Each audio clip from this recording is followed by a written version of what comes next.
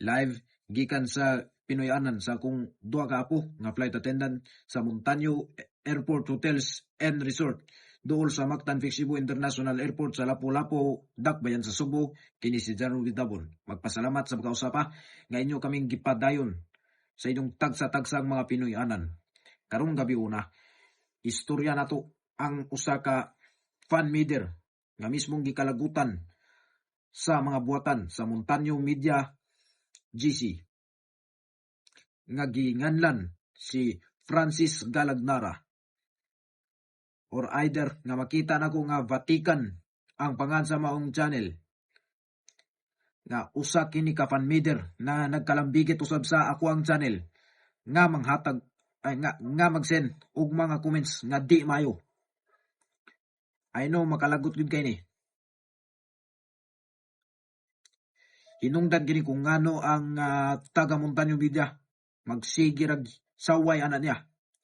Pinaagi sa paghatag og mga pictures ni Francis Galagnara ug ugali kining i-edit sa di maayo nga hulagway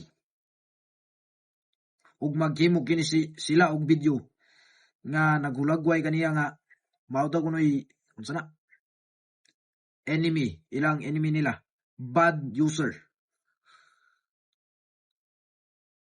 Pero kasagaran mo ingon man siya nga mo makigsunod kini siya, mupahulagway lang kini siya nga siya daw kuno ang nagda sa MBS Davao broadcast. Apan gitataw sa buhatan sa Montaño Media GC nga piki kini, dili siya tinuod nga Davao, dili siya tinuod nga broadcaster fan meter sa Davao. Makaingon lang kini nga kung unsay makita niya, gikaila siya nga stalker siya, bisan pag ni-subscribe siya sa akong channel. Buoyon, pero apan di ko gusto nga makakita kog di maayo nga pang send og mga comments sa ako ang content. Sa ikaduha nga headlines, gitataw sa social media nga dunay posibilidad nga ma-ban ang usa ka duwa nga ginaadikan sa mga bata ug labi na sa karon nga mga pangidaron ang Roblox. Kay matud pa adunay gitataw nga adunay mga di maayong aksyon nga gipangbuhat ug makaingon pa ni nga bulok. Yes, uyon ko. Pero pan di pa ko muuyon ron.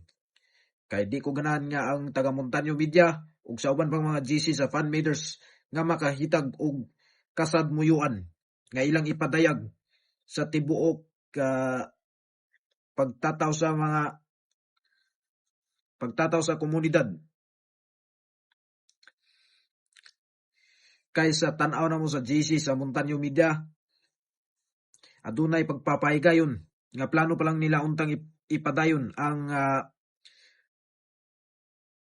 protesta batok sa Roblox nga ninan usab sa TGTV, Integrated News and Current Affairs, sa coverage. Ang ikaduha, akong giya kanila nga dili unta sila mosunod sa mga aksyon sa Roblox nga mamahimong makahinungdan sa pag-angol sa ilang kaugalingong lawas pananglitan sa ilang pagsuway og higot. Hinungdan kini kung nganong kamatyonon kay misunod sa mga aksyon sa Roblox, pero gawa sa Minecraft, ang Minecraft maumaw ra sab ni. Apan way posibilidad nga mataktak kini sa duwa, maban ang Roblox ray, posible. Pero moingon ko nga ang Roblox pwede ra dili maban. Magsaad nga pwede ra sab nga aduna pay kahigayunan nga magduwa pang mga bata. Pero apan dili sundon ang aksyon nga gikamutad sa Roblox. Pananglitan na musunod sa mga tingog mga aksyon ug mga sinyalis nga ilang natun-an ug labi nas mga pangidaron inanang pangidaron.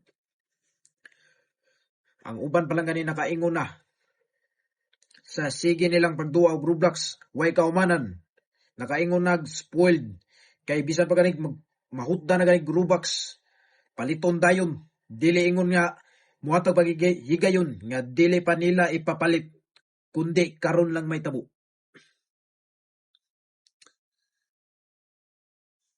Mga ginikanan ini way mamahimo kundi mutuman na lang sa giingon sa mga bata sa ilang anak. Dili maayo ni siyang ginabuat sa iyang anak. Dapat adunay adunay kaygayonan nga dapat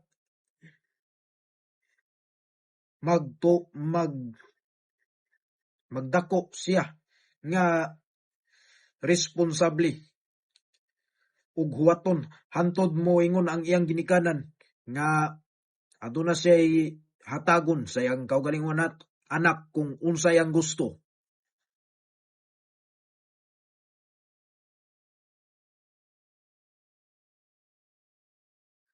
Sa ikaduhang sa ikalambigit nga bahin ang Minecraft. Ang Minecraft connected po ni sa Roblox kay mao po na susama po ni sa online game nga duwas mga kabatan-unan nga ni-focus kabahin sa paghimo og mga balay ilang kaugalingon. Apan di gyapon maayo ang aksyon kay og makakita mo di maayong mga creatures nga mukalitra ninyo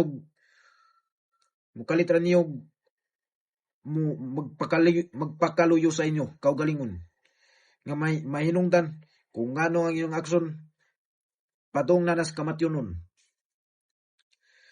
Ug mao ni ang akong katapusang giya sa inyong tanan sa mga bata, mga batan-on karon. Ay lang sunda ang iyong aksyon. Ug mao kini ang pinakanindot nga duwa nga Roblox nga gilusad pag niaging pandemya nga nauso na. Apan gingon man nga maayo ra. Pero sa akong gingon di gud sundo ng aksyon. Mao nay nindot nga pagpaibalo sa mga kabatan-unan nga hilig mo duwa og Roblox og nasugamak na sa maong inana nga duwa. Ug mao na ni ang katapusang headline. Naay ni-notify sa ako nga nag-mention sa akong ngan sa di maayo nga content nga ilang gipangbuhat nga gi-mention ang akong ngan. Gikan kini sa YouTube channel nga ginganlag Manok na Mama. Mipost siya og usa ka video nga doon na ko sunog. Gipasangin lang pa jud sa ako. Gikaingon lang sa post. Sinunog ni Tabon Media ng ang dollhouse ni at DZLJ Radio 2755. Really? Could you believe that? I can't believe this guy. At this rate, I could have reported that post to the YouTube. Di ko na maayo. Nganong makaingon man siya nga, nisunog man siya sa kumbalay. Nisunog man siya sa dalaws. Napataga na mong ingon. Makuha na lang mo, makasuhan lang mo anag di pamison. Kada style kanang Manok na Mama. Kung kinsa na itinuod nga kwan, tugan. Magpataka na mo da. Ay lang mo patakag pagsalingay kay pwede rata mong ikasuhan og di pamison. Batok kaninyong pambuhat nga di maayo. Tigbak na sinyong tagsa-tagsa ninyong kuan ya. Ibong lang mo, inigugma na. Mawa na hinoon na sa inyong kinabuhi ang inyong YouTube channel. Nawa na. Kay gisuspend na. Kung mabalik na hinoon og uno ang inyong video. Nawa na inyong post. Nawa na inyong subscribers. O sa kamausa pa ang inyong mga friends nga posible kining inyong gikatuba sa GC sa Messenger kung kinsa ang inyong gikadapigan. And again, do not do that again. Manok na mama, I promise, wa ko nasuko. Wa lang ko nalipay. Aduna kay misinterpretation nga imong nabuhat sa ako. Di na pwede. Makasuhan niya tagag defamation ug posible kining ang imong YouTube channel mawa na. And again, just please don't do that. I'm not mad. I'm just not happy. Ug live gikan sa Pinoy-anan sa akong duha ka apo nga flight attendant sa Montaño Airport Hotel and Resorts duol sa Mactan Cebu International Airport sa Lapu-Lapu, Dakbayan sa Subo, uban ni Mr. Papi ug ni Dr. Lexi Morgan, kini si John Rubitabon. Magpasalamat sa inyong tagsa-tagsang pagpakig-uban kanato sa huna-huna atol sa kilom-kilom. Fiksyonal, mabuhi ang kamatuoran.